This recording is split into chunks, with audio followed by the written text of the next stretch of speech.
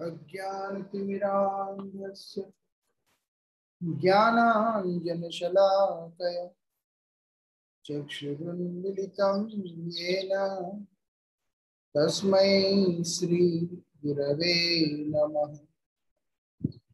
नमः ॐ विष्णुपादाय श्रीगौरप्रियमूर्तये श्रीमते भक्तिवल्लभ तीर्थगोस्वामी नमः। यतीन्द्रियनमस्तुभ्यं गौरकृष्णप्रियात्मने रूपानुगतिज्ञाय गुरुदेवाय ते नमः। पतितपावन परम करुणामय परमाराध्यतम श्रील गुरुदेव नित्य लीला प्रविष्टो विष्णुपाद परमहंस परिव्राजकाचार्य अष्टोत्तर शतश्री श्रीमद श्री भक्ति वल्लभ तीर्थ गोस्वामी महाराज जी के अभय चरण असंख्य कोटि साष्टांग दंडवत प्रणाम करते हुए उनकी हेतु की कृपा प्रार्थना करता। परमाराध्य श्री गुरुदेव की असीम कृपा से हम लोग श्री दास गोस्वामी जी के द्वारा विरचित इस मनुष्य शिक्षा का यहाँ पर चर्चा कर रहे। आज बहुत ही विशेष तिथि है क्योंकि आज हरिवासर तिथि एकादशी तिथि। आज का तिथि भगवान को अतिशय प्रिय है। आज का तिथि भगवान को इतना प्रिय है कि हरिवासर के दिन कोई हरि नाम का आश्रय लेता है तो हरि उसके ऊपर इतने प्रसन्न होते हैं कि उसी के हो जाते हैं। श्रीमती राधिका जी गोपियों को इस बात को बतलाती है कि राधिका जी गोपियों को यह बात बतला रही है कि अगर आप लोग एकादशी का व्रत करोगे तो आप इस बात को अपने हृदय में निश्चित कर लें कि उस व्रती के वशीभूत भगवान श्री हरि हो जाते हैं। तो इसमें किसी भी प्रकार का संशय नहीं है। तो इसीलिए आज एकादशी का लाभ पूर्ण रूप से लेना होगा। एकादशी पालन भी वही साधन भक्ति का ही मुख्य अंगों में से एक अंग है जिसके बारे में हम लोग चर्चा कर रहे थे कल। आज यहाँ पर चतुर्थ श्लोक के बारे में बतला रहे हैं। क्या बोल रहे हैं श्री दास गोस्वामी जी महाराज?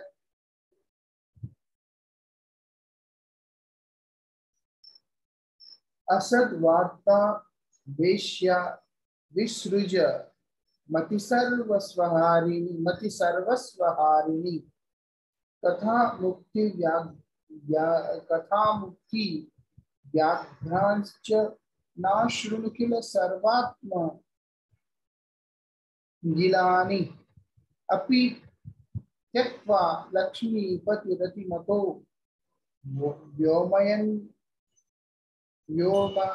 व्योमनयनी ब्रजे राधा कृष्ण स्वारति मणिदो त्वां भजमना। क्या बोल रहे हैं? हे प्यारे मन को समझा रहे हैं। विशुद्ध मति रूप सर्वस्व धन का हरण करने वाली असद वार्ता रूपी वेश्या का और संपूर्ण रूप से आत्म सत्ता तक को निगलने वाली मुक्ति कथा रूपी वागिनी का सर्व प्रकार से निश्चित रूप में त्याग करो। साधक के लिए ये एक अत्यंत आवश्यक कार्य है।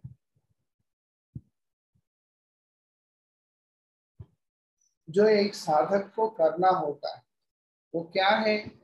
यहाँ पर श्री दास गोस्वामी जी बड़े स्पष्ट शब्दों में बोल रहे हैं। वो बोलते हैं सर्वस्व हरण करने वाले असद वार्ता रूपी वेश्या, जो असद वार्ता है उसको एक वेश्या के साथ में संबोधन करते हुए बोल रहे हैं। वेश्या का ऐसा स्वभाव होता है, वो उसके प्रति आसक्त हुए व्यक्ति का सर्वस्व हरण कर लेता है। उसका मतलब जीवन किसी काम का नहीं रहता, सब कुछ उसका खत्म कर देता है। इसलिए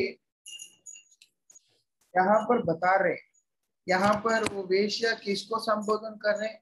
असद वार्ता। और मतलब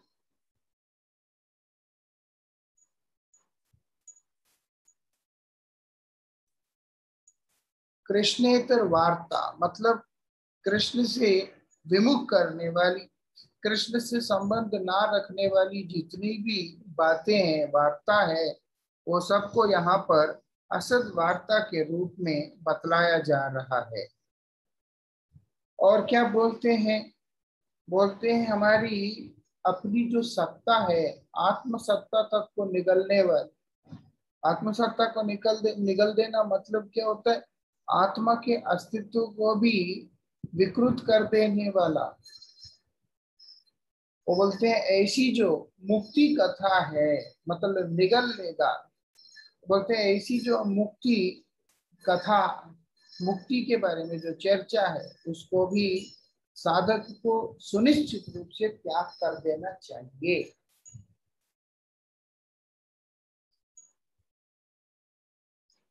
श्री सच्चिदानंद भक्तिविनोद ठाकुर जी महाराज इसी चतुर्थ श्लोक के इन्हीं बातों को अपने शब्दों में हम लोगों के सामने रख रहे हैं, जहां वो बोल रहे हैं कि देखो, ये मति सर्वस्व हारिणी असद वार्ता रूपी वेश्या ये कौन है? बोलते हैं जिस प्रकार वेश्या नमपट व्यक्ति का यथा सर्वस्व अपहरण कर लेती है, जिस प्रकार से एक असद चरित्र वाली जो स्त्री है, वो स्त्री लंपट व्यक्ति का सर्वस्व हरण कर लेती, सब कुछ उसका उठा लेती है, ऐसे ही असद वार्ता भी उसी प्रकार जीव की सद्बुद्धि रूपी सर्वस्व का अपहरण कर लेती है। इसलिए फालतू के बातों में जो अपने आप को लगाने वाला व्यक्ति,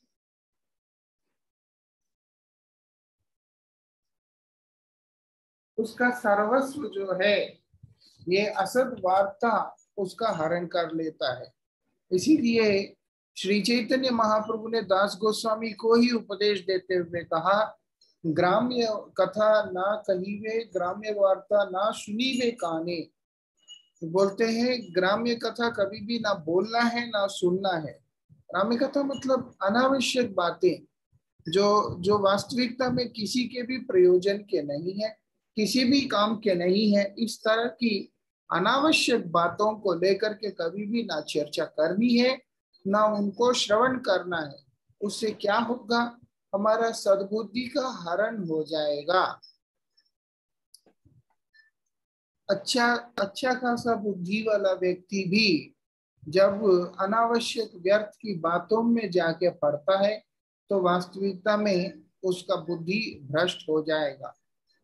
कुछ वर्ष पूर्व एक बालक साधु संग करने के लिए अपने गुरुस्थान में आया, और जिस दिन आया उस दिन बड़े ही श्रद्धा और भाव के साथ में आता है, लेकिन वही एक पक्ष काल व्यतीत होने पर, मतलब 15 दिन बीतने के बाद जब वो वापस लौट के जाने लगता है, उस समय उसकी भाषा सर्वस्व बदल गया हुआ होता है। आया था साधु संग करने, आया था गुरुदेव का संग करने, लेकिन वो संघ के मध्य में अपने बहुमूल्य समय को इस प्रकार के अनावश्यक अनर्गल चर्चा में डालने के कारण उसकी बुद्धि हरण हो गया। अब वही साधु दूषण करते हुए, साधुओं का निंदा इत्यादि करते हुए अपने गृह को वापस गया था। तो इसलिए हम लोगों को समझना चाहिए, श्री भक्तिविनोद ठाकुर ये बात क्यों कह रहे हैं। कल भी एक बालक मुझे थोड़ा दुख प्रकट कर रहा था कि मेरा नाम का संख्या रह गया, लेकिन मेरे मन में किसी प्रकार का कोई कष्ट या बाधा हुआ नहीं है। शायद मेरा कोई अपराध हुआ बोलकर। हुआ क्या था? अपराध नहीं हुआ था। हुआ ये था कि उसने नाम करने के समय में किसी अन्य व्यक्ति के साथ में हरिचर्चा के नाम पर अनावश्यक चर्चा में समय व्यतीत किया। वास्तविकता में लगता है कि हरिचर्चा है। इसी भ्रम में जब हम अपने बहुमूल्य समय को अनावश्यक रूप से व्यतीत करते हैं किसी और व्यक्तियों के साथ, वो हमारा सद्बुद्धि को हरण कर लेता है। सद्बुद्धि जिसका हरण हो गया है वो आदमी किसी काम का नहीं रहता है। भगवान भगवान जो है इसी बात को गीता जी में भी बोल रहे हैं, व्यवसायात्मको बुद्धि समाधो न विद्यते। तो किसी काम का नहीं आता उसका बुद्धि, उसके बाद किसी भी प्रकार का प्रयोजन में नहीं आता है। इसलिए इस चीज को हमें अच्छी तरह से समझना होगा कि इसीलिए उसकी तुलना यहाँ पर वेश्या के साथ में किया। बोल रहे हैं वो लोगों के अंदर सामने वाले के प्रति किसी भी प्रकार का दया भाव या आदि नहीं रहते हैं। वो लोग केवल उनकी वासना के द्वारा ग्रसित कामुक व्यक्तियों का केवल धन को किस प्रकार से हरण करना है उसी के प्रति उनका ध्यान रहता है। ये असद वार्ता भी उसी प्रकार से है, उसका सद्बुद्धि को सर्वस्व हरण कर लेता है। इसीलिए कभी भी किसी भी व्यक्ति के साथ में अनावश्यक बातों के अंदर उलझना नहीं है। कई लोगों को ऐसा लगता है हम बात करके सामने वाले के विचारों को बदल देंगे, उसको भक्त बना देंगे। किसी किसी के मन में ऐसा होता है, क्योंकि गुरु वैष्णवों को देखते हैं, उनको लगता है कि हम भी कर सकते हैं। तो इस दृष्टि से वो पूरी तरह से उनके साथ लिप्त होकर अनावश्यक चर्चाओं में पढ़कर अपने अपने खुद का साधन सर्वस्व वो नष्ट कर लेते हैं।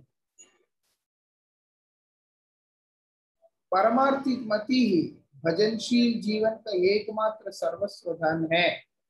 ये जो मति जिसके अंदर जो परमार्थिक मति है, आज मति जो है सांसारिक मति है, परमार्थिक मति मतलब है जो परम अर्थ क्या है, भगवान, जो कृष्ण कृष्ण के ऊपर ही जिसका मति है, तो बोलते वही एक भजनशील व्यक्ति का एकमात्र संपूर्ण धन है। मतलब भजन करने वाला जो भक्त होगा उसका संपत्ति क्या है? उसका संपत्ति केवल कृष्ण है, उसका संपत्ति और कुछ भी नहीं है। कृष्ण में ही उसका मति, वही वास्तविकता में उसका संपत्ति है।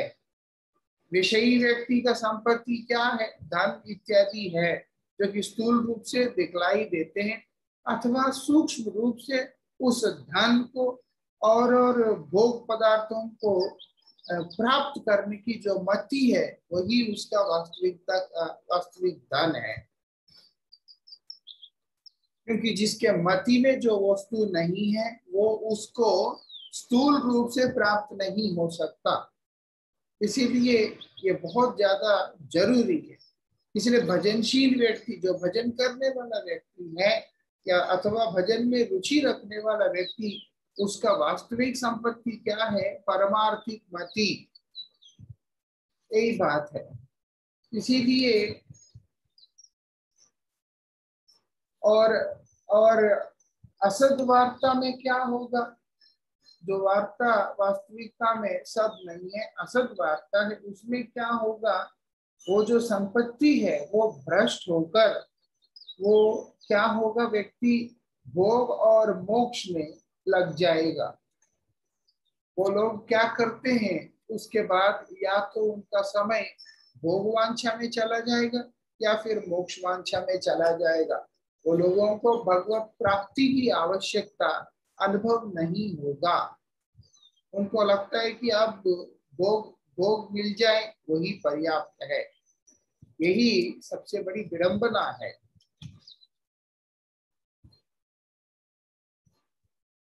नश्वर विषयी भोग की आलोचना और उनसे जितने प्रकार के भी संबंध है वे सभी असद है। अब ये असद क्या है? यहाँ पर एक होता है सदवस्तु, सदवस्तु भगवान है, और असद वस्तु क्या है? जितने भी नश्वर जो वस्तु है, नश्वर मतलब है क्षय को प्राप्त करने वाले, जो विनाश को प्राप्त करने वाले जितने भी वस्तु, विशेष करके विषय भोग के वस्तु है, शब्द स्पर्श रूप रस गंध के साथ संबंध जितने भी विषय है या वस्तु है उससे संबंधित, वो सब असत के अंदर ही आता है। वो सब असत के अंदर ही आता है। उनका चिंतन वही असत के अंदर आता है। बोलते हैं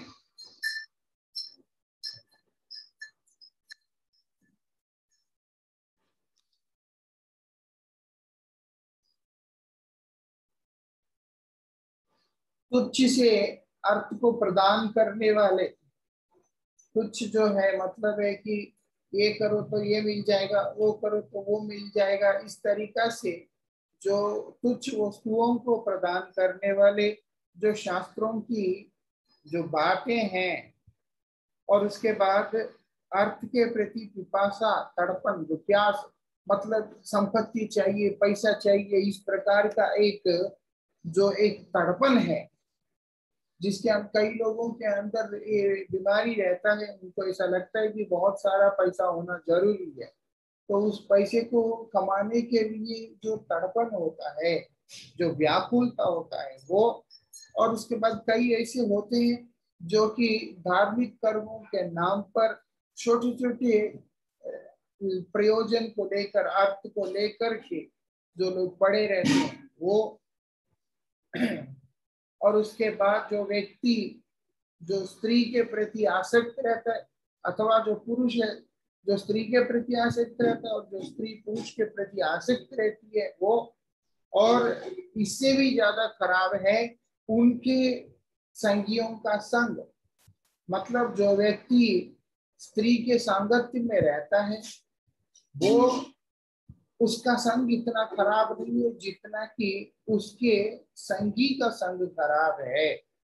उसी प्रकार से जो पुरुष के चिंतन में रहने वाले स्त्री का संग इतना खराब नहीं है जितना कि उसके जो संगी है उसका संग खराब है। इसलिए यहाँ पर बता रहे हैं जो गृहस्थ वैष्णव विवाहित पत्नी में स्वार्थ पर आसक्ति तथा गृही या गृह त्यागी व्यक्तियों का कामिनी बुद्धि से आसक्त होकर, बोलते हैं जो गृहस्थ वैष्णव है जो विवाहित है वो अपने पत्नी में एकदम आसक्त होकर के रहना, वो भी वास्तविकता में ये असद वार्ता के अंदर ही आता है। वो वास्तविकता में बुद्धि को भ्रष्ट करने वाले के रूप में ही माना जाता है। इसलिए बोलते हैं शास्त्र अपना स्त्री है तो भी वासना के भाव से उनके प्रति इस प्रकार के आसक्त रहना वास्तविकता में साधक के लिए अच्छा नहीं माना गया है। इसलिए श्रील भक्ति विनोद ठाकुर इस बात के ऊपर विशेष रूप से बोलते हैं, जब ये समझ में आता है अकेला रहकर मैं भगवान की सेवा करने के लिए लायक नहीं हो पा रहा हूँ, मैं भगवान का सेवा अकेले रह के नहीं कर पा रहा हूँ, तो भगवान की सेवा में सहायता करने वाली श्री कृष्ण की जो दासी है उसको अपने जीवन साथी के रूप में मैं वर्ण करूंगा। तो वो भोग का वस्तु नहीं है, वो कौन है? सेवा का वस्तु है। क्यों? क्योंकि भगवान के दास हैं, भगवान की दासी है, इस कारण से वो सेवा का वस्तु है। एक वैष्णव दृष्टि से, एक सेवा के दृष्टि से, उस भाव से लेकर के उनका साथ में रहने के विषय में श्रील भक्तिविनोद ठाकुर जी महाराज वहां पर बतला रहे हैं। तब जाकर के वो गृहस्थ आश्रम होगा कि ये वास्तविकता में कृष्ण दासी है, कृष्ण की सेवा के लिए मेरे जीवन संगिनी के रूप में मेरे सामने आई है। यही परमार्थिक मति वाले व्यक्ति का विचार और आचरण रहता है। लेकिन वही असद वार्ता रूपी जो वेश्या के प्रति आसक्त जो व्यक्ति होते हैं, वो लोगों के लिए स्त्री उन अपनी पत्नी ही क्यों ना हो, केवल एक भोग का उपकरण होती है, इसके अतिरिक्त और कुछ नहीं होती। यहाँ पर बताया इस तरह के जो व्यक्ति हैं वो भी वास्तविकता में अपने बुद्धि को भ्रष्ट करने की दिशा में ही चल रहे हैं। और बोलते हैं या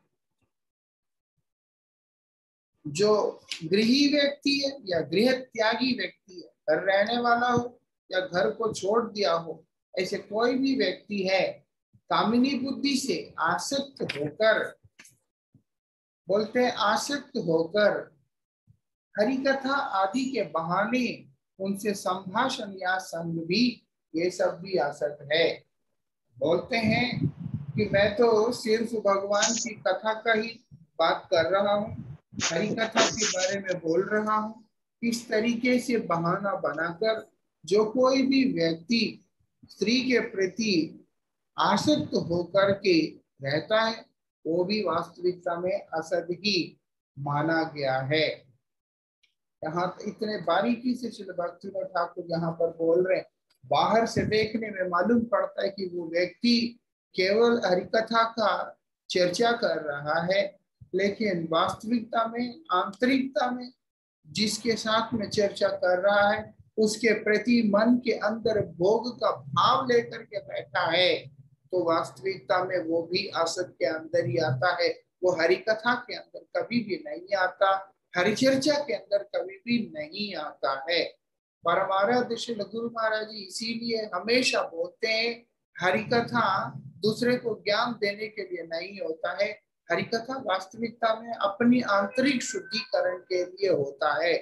किसी के साथ अगर हम लोग भगवान से संबंधित वार्ता भी करते हैं, तो वास्तविकता में वो सामने वाले का संशय छेदन करने अथवा उसको भक्त बनाने का उद्देश्य से नहीं है, वो केवल और केवल अपने जीवन को शोधित करते हुए अपनी मति को कृष्णिक शरण भाव में ले जाने के लिए होता है, अन्य किसी उद्देश्य से नहीं होता है। यहाँ पर ये बात हम लोगों को अच्छी तरह से समझना होगा, ये बात हमें अच्छी तरह से समझना होगा। ये भी असत ही होता है, असत का परिभाषा में यहाँ पर बता रहे हैं। इसीलिए हमने एक व्यक्ति को देखा, वो साधु वेश धारण किया था, धारण करने के बाद कुछ माताओं के साथ में उसका मिलन हुआ। वो लोग सब मिलकर आजकल की टेक्नोलॉजी को यूज करते हुए व्हाट्सएप का ग्रुप भी बनाया हमारा परिवार के नाम से। उसमें सिर्फ वो एक साधु था, केवल 4-5 महिलाएं थी, और वो लोग मिल करके हरिनाम इत्यादि किया करते थे। देखने में बड़ा अच्छा लगता था कि वो रोज कथा करता है, वो लोग सुनते हैं और वो साथ में मिलके हरिनाम भी करते हैं। लेकिन 1-2 महीना बीता नहीं है, उन 5 में से एक के साथ में उसने विवाह भी कर लिया और अपना साधु वृत्ति को छोड़कर सांसारिक जीवन को स्वीकार कर लिया। ये कहने का तात्पर्य है, ये कब वार्ता कृष्ण से संबंधित असद वार्ता के रूप में परिणित हो गया, वो भी उसको पता नहीं चला। इसीलिए गुरु जी बोलते हैं, शास्त्र कहते हैं, सावधानी के साथ में रहना है। इसलिए बोलते हैं ये क्या है, ये आदमी को खा जाएगा, इसका बुद्धि को हरण कर जाएगा, पूरी तरह से समाप्त कर देगा। इन असद विषयों का आसक्ति पूर्वक अनुशीलन का नाम ही असद वार्ता है। आसक्ति पूर्वक इन असद वस्तुओं का अनुशीलन करना, इनका अनुगत करना, इनका पालन करना ही वास्तविकता में उसको क्या बोल रहे हैं यहाँ पर, वही असद वार्ता है। असद वार्ता मतलब ये नहीं है कि सिर्फ आदमी दुनिया के बारे में चर्चा कर रहा है, असद्वाद का मतलब ये नहीं कि फालतू की बात ही बोल रहा है, भगवान के बारे में बोलते हुए भी मन के अंदर किसी अन्य भाव है तो वो भी वास्तविकता में असद वार्ता के अंदर ही आता है। ये हम लोगों को अच्छी तरह से समझना होगा। इसीलिए हमेशा भगवान से संबंधित ग्राम्य कथा तो करना ही नहीं चाहिए, फालतू की बातें तो करना ही नहीं चाहिए किसी के साथ। और अगर कोई भी बात करनी है भगवान से संबंधित बात भी, वो भी केवल और केवल वैष्णवों के साथ में करना होता है, जिनके पास जब हम वैसी वार्ता करते हैं तो वो लोग हमारे अंदर के अभद्रों को शोधन करके हमारा मन कृष्ण के चरण में लगे, उसके अनुरूप हम पर अपना अनुग्रह की वर्षा करेंगे। ये हमेशा याद रखना होगा। बात करनी है तो केवल गुरु वैष्णवों से, वो भी इसीलिए इस उद्देश्य से कि वो हमारे संस्कारों का शोधन करके थे, हमें भगवान के प्रिय होने का मार्ग में लेकर के जाएंगे, लगाएंगे, नियुक्त करेंगे यह भाव से।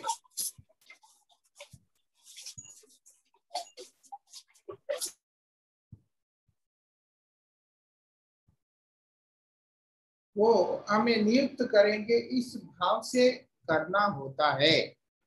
अब कई ऐसे होते हैं आधी अधूरी बातें, कुछ एक हरि कथाओं में से सुनने के बाद उसी उन्हीं बातों को जैसे अपने अनुभूति की तरह प्रकट करने का प्रयास करते हैं, व्यक्त करने का प्रयास करते हैं, जो कि उनको नहीं मालूम है, वो भी एक तरह से असत वार्ता के अंतर्गत ही आता है। आपका ज्ञान का वास्तविकता में महत्व नहीं, आपके अनुभूति का वास्तविकता में महत्व है। इसीलिए अनुभव किए बिना अक्सर लोग बोल जाते कि सब ठाकुर जी के ऊपर है जी, ठाकुर जी की कृपा है जी, गुरु जी की कृपा, इस तरीका से। वास्तविकता में गुरु कृपा का अनुभूति भी नहीं, ठाकुर जी की कृपा का अनुभूति भी नहीं है। लेकिन इस तरीके से अपने आप को प्रस्तुत करना कि वो उस कृपा को अनुभव कर रहा है, वो भी असद वार्ता के अंदर ही आता है। क्यों? वो ये बोलकर एक व्यक्ति है, मुश्किल से पूरा दिन के अंदर कोई ऐसी काम नहीं, कुछ नहीं है, लेकिन फिर भी 4 माला से 5वां हरिनाम का माला नहीं करता है। और आज से नहीं, लगभग कम से कम नहीं तो 7-8 साल से। लेकिन वही व्यक्ति कोई भी बात होता है हमेशा सबके बीच में यही बोलता है, ठाकुर जी की कृपा है, ठाकुर जी की कृपा है, भगवान की बड़ी कृपा है। लेकिन अपने जीवन में कुछ भी होता रहता है, अंदर अंदर से इतना ज्यादा वेदना से ग्रस्त हो जाता है कि वो बार बार बीमार भी होता है, और उसके बाद गोलियां खाए बिना उसको नींद भी नहीं आता है। जिसको भगवत कृपा का अनुभूति है, गुरु कृपा का अनुभूति है, वो व्यक्ति को किसी भी प्रकार का तनाव जीवन में रह ही नहीं सकता। लेकिन समाज के अंदर अपने आप को धार्मिक प्रस्तुत करने के उद्देश्य से इस तरीके की बातों को करके लोगों को मूर्ख बना सकते हैं। और लेकिन हम ये भूल जाते हैं वास्तविकता में हम अपने आप को ही मूर्ख बना रहे हैं। जो व्यक्ति को वास्तविकता में गुरु कृपा का अनुभव है, कृष्ण कृपा का अनुभव है, वो लोगों के जीवन में किसी भी प्रकार का तनाव हो ही नहीं सकता है। शारीरिक रूप से हो सकता है क्योंकि शरीर किसी का कमजोर होता है, शरीर किसी का मजबूत होता है, लेकिन मानसिक रूप से, बुद्धि के स्तर पर, आत्मा के स्तर पे कभी भी वो लोगों के अंदर कभी भी वो चंचलता नहीं आता है। ये विशेषता है।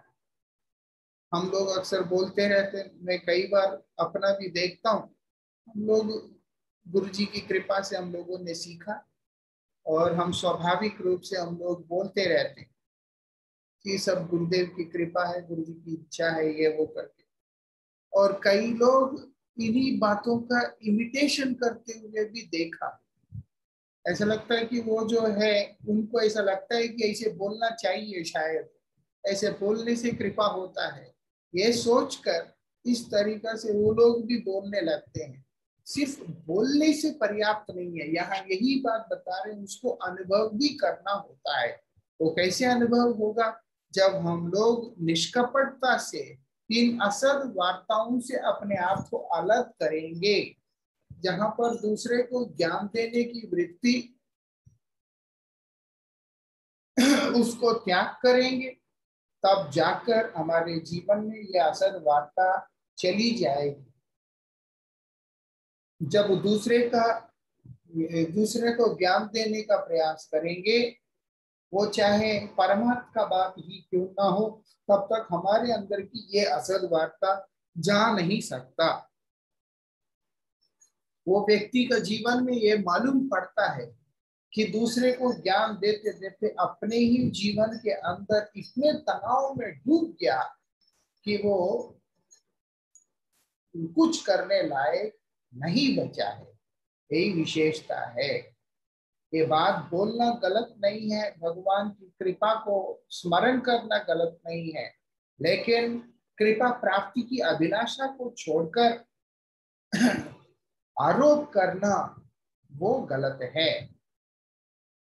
और क्योंकि भगवत कृपा जिसके जीवन में हुआ, निश्चित रूप से उसके साथ में सब कुछ अच्छा ही होता है, मंगल ही होता है। इसीलिए साधक को समझना चाहिए, मेरे साथ मंगल हो रहा है तो मेरे ऊपर भगवान की कृपा है, ना होने पे भी भगवान की कृपा है, लेकिन मैं इस समय नहीं समझ पा रहा हूँ, इसीलिए मुझे अपनी साधना पे जोर देना चाहिए, ना कि इन चीजों पे। ये सब असद वार्ता में आ जाता है। कृष्ण कथा भी असद वार्ता में आ जाता है, अगर हमारे अंतर में अन्याभिलाष है और चीजों का अभिलाषा है।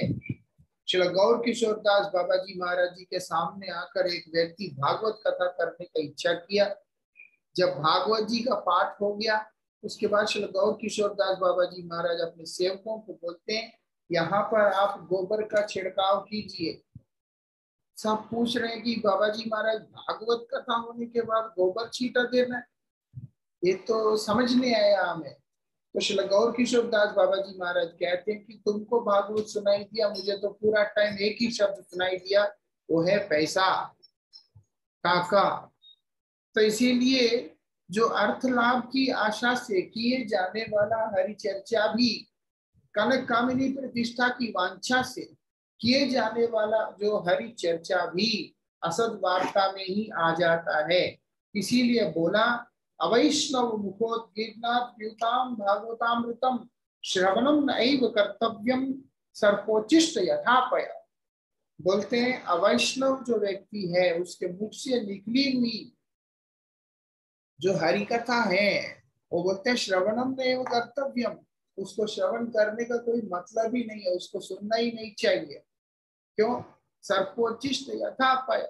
तो देखने में हरि कथा है, लेकिन वो क्या है? वो सांप के मुख में लगा हुआ, सांप का मुख स्पर्श किया हुआ दूध की तरह है। दूध पीने का भी जरूरत नहीं, अगर सांप ने मुख ही क्यों ना लगा दिया हो, उसी से वो जो दूध पीने वाला व्यक्ति है उसका प्राण हरण हो जाएगा। यद्यपि दूध बड़ा ही पौष्टिक तत्व है, चाहे बच्चा हो बूढ़ा हो जो कोई भी हो, उनके लिए बहुत ही स्वास्थ्य के लिए बहुत लाभदायी वस्तु है, लेकिन अगर उसी को सांप ने मुख लगा दिया तो वो दूध पीने वाला व्यक्ति का प्राण हरण हो जाएगा। ये वही व्यक्ति है यहाँ पर बताया अवैष्णव, मतलब जो व्यक्ति जिसका परमार्थिक मति ना होना, जिसके अंदर इस संसार के लाभ पूजा के लिए आसक्ति रहना, उस तरह के जितने भी व्यक्ति है, वो लोगों के द्वारा किए जाने वाला हरि चर्चा भी वास्तविकता में साधु संघ की तरह दिखने के बावजूद भी उसको बोलते हैं असद वार्ता ही है। इसीलिए बहुत सारे लोग जो है टीवियों में इधर उधर सब जगह भागवत करते हैं, उनको देख के लोग बहुत खुश भी होते हैं, नास्तिक क्यों पैदा हो रहे हैं? इसी कारण से पैदा हो रहे हैं। जो कोई भी बोल रहा है बैठ के हम सुन रहे हैं, वास्तविकता में ये नहीं देखते उसकी परंपरा क्या है और उसके बाद उसका साधन क्या है, उसका शिक्षा क्या है। ये सब चीजों को हम लोग ध्यान नहीं देते हैं। जिसका परमार्थिक मत ही है वो व्यक्ति का जो शिक्षा, उसका आचरण, वो सब कुछ पूरी तरह से अलग रहेगा। लेकिन जिसका स्वार्थमयी आचरण है, जिसका मति सिर्फ इस सांसारिक मति है, वो चाहे कितने भी भावों को प्रदर्शित क्यों ना करे, वो सब असद वार्ता के अंदर आता है और वो असद वार्ता हमारी मन की वृत्तियों को निगल लेगा। फिर हम किसी काम का नहीं बचेंगे, वो हमें लूट लेगा पूरी तरह से। ये बात हमें समझना होगा। सुमति के विषय में श्री चैतन्य महाप्रभु के पार्षद श्री राय रामानंद जी कहते हैं, अब जो है असद वार्ताओं में ग्रस्त जो मति है वो तो कुमति है। अब सुमति के बारे में क्या बोलते हैं? जो सुंदर मति, जिस मति के अंदर केवल भगवान है, इस ऐसी मति के विषय में श्री राय रामानंद जी यहाँ पर क्या कह रहे हैं? बोलते हैं, कृष्ण भक्ति रस भाविता मति क्रियताम यदि कुतोपि लभ्यते तत्र लौल्यमपि मूल्यमे कलम जन्म कोटि सुकृतैर्न लभ्यते। श्री कृष्ण भक्ति रस द्वारा भावित, सुवासित या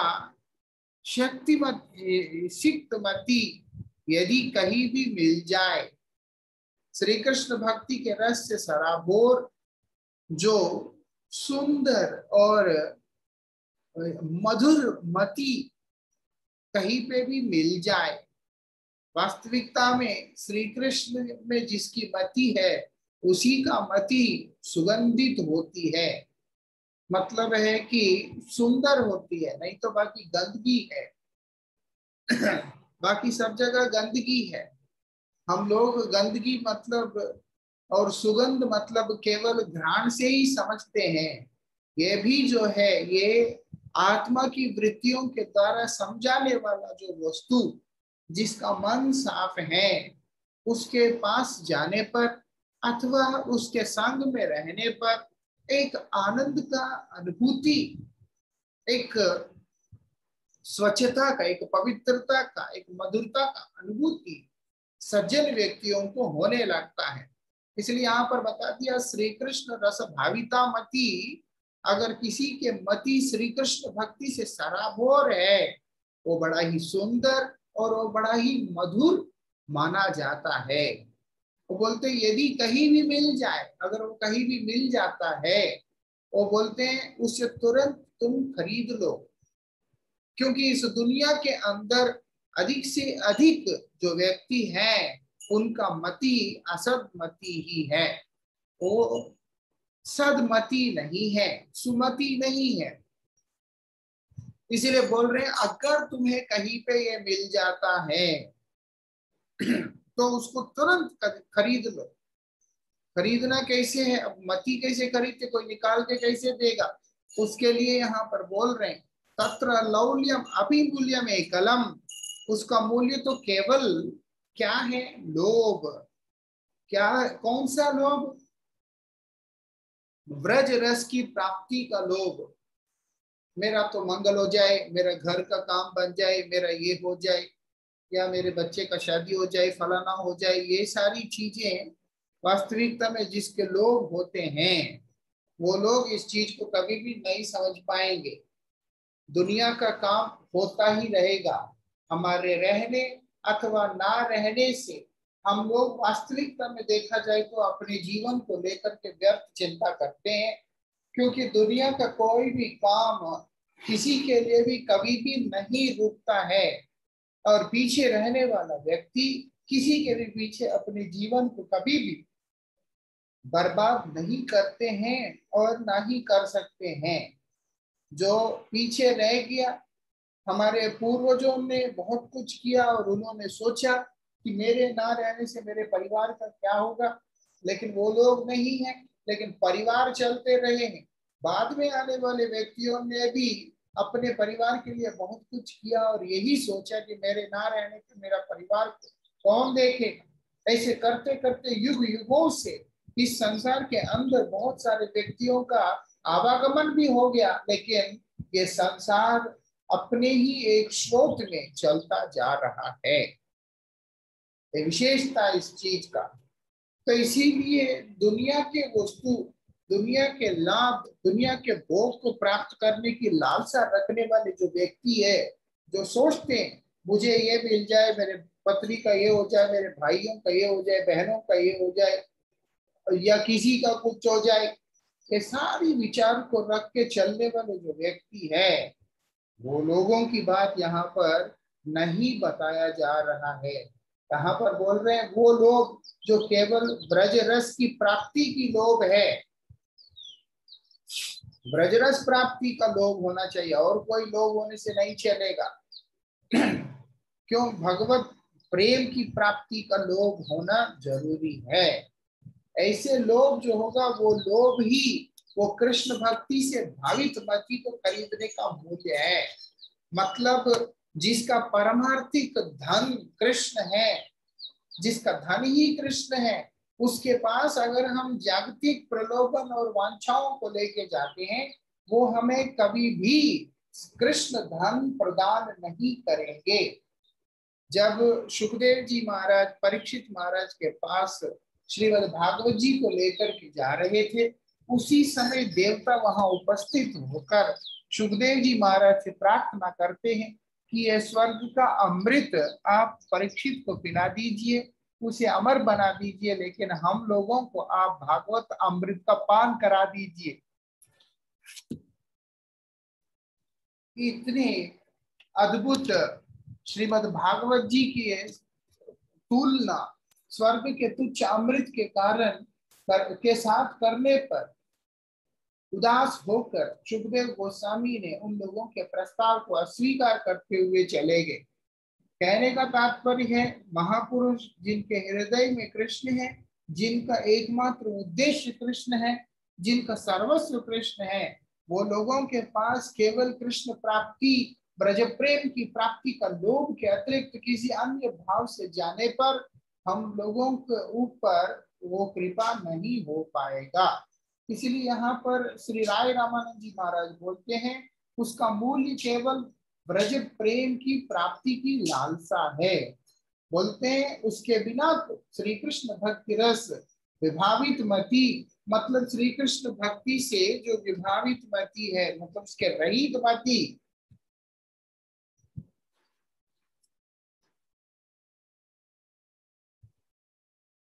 श्री कृष्ण भक्ति से सराबोर मति, वो बोलते करोड़ों जन्मों की सुकृति के द्वारा भी नहीं मिल सकती।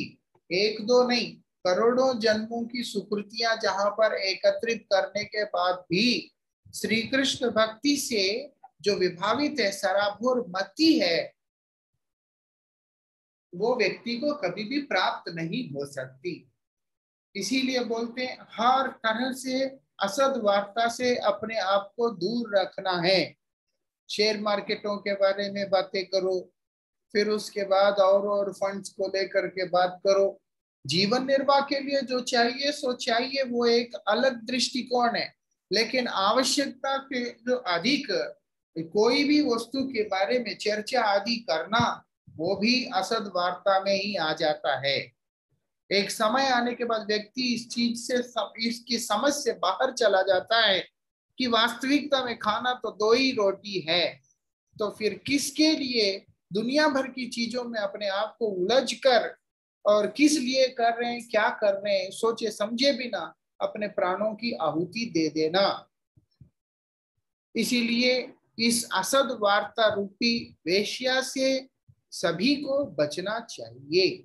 एक सभ्य परिवार का व्यक्ति किस प्रकार से वो लंपट नहीं होगा और इस प्रकार से वेश्या के स्थान पे नहीं जाता है, ठीक उसी प्रकार से कृष्ण भक्ति को प्राप्त करने की लालसा रखने वाला व्यक्ति को भी जहां पर कृष्णेतर वार्ता का चर्चा होता है वहां पर नहीं होना जाना चाहिए। यहाँ तक कि वो हरिकथा के रूप से दिखलाई देने के बाद भी उस स्थान पे उसको नहीं जाना चाहिए। इसके आगे की चर्चा हम लोग कल करेंगे। वांछा कल्पतरुभ्यश्च कृपा सिन्धुभ्यैव च पतितानां पावनेभ्यो वैष्णवेभ्यो नमो नमः।